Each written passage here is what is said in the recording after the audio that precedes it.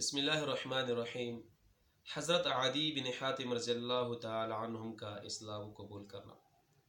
محترم سامعین کرام، عدی بن حاتم رضی اللہ تعالی عنہم فرماتے ہیں کہ جب مجھے پتہ چلا کہ نبی پاک صلی اللہ علیہ وسلم نے نبوت کا دعویٰ کیا اور مدینہ منورہ کی طرف ہجرت کی تو مجھے بہت برا لگا اور مجھ سے برداشت نہ ہو سکا۔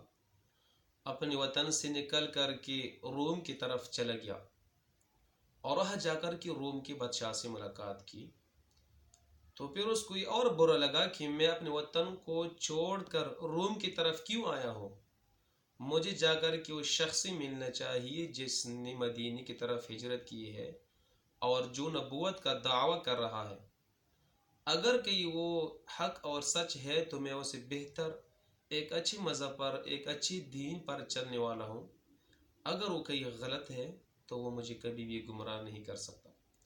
فرماتے ہیں کہ مدینہ منورہ کی طرف آیا۔ جو ہی مدینہ پہنچا تو صحابہ کرام نے دیکھا، سب نے بلند آواز سے کہا، عدی بن حاتم آ گئے، عدی بن حاتم آ گئے۔ حضور پاک صلی اللہ علیہ وسلم کے پاس حاضر ہوئے تو نبی پاک صلی اللہ علیہ وسلم نے 3 بار یہ جملہ ارشاد فرمایا، اے عدی بن حاتم، مسلمان ہو جاؤ، اسلام میں داخل ہو جاؤ، امن میں رہو گی۔ عدی بن حاتم نے جواب دیا کہ میں تو ایک دین پہ چلنے والا ہوں، میں تو ایک مذہب کی پیروکار ہوں۔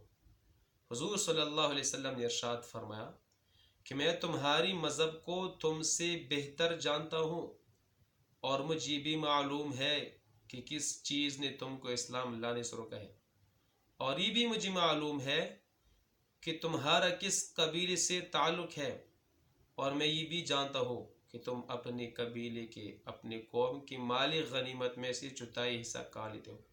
حالانکہ تمہاری کتابوں میں آپ کی مذہب میں یہ بات لکھی ہوئی ہے کہ غیر کا مال کھانا، کسی اور کا ناحق اور ناجائز مال کھانا، یہ جائز نہیں، حلال نہیں، حرام ہے۔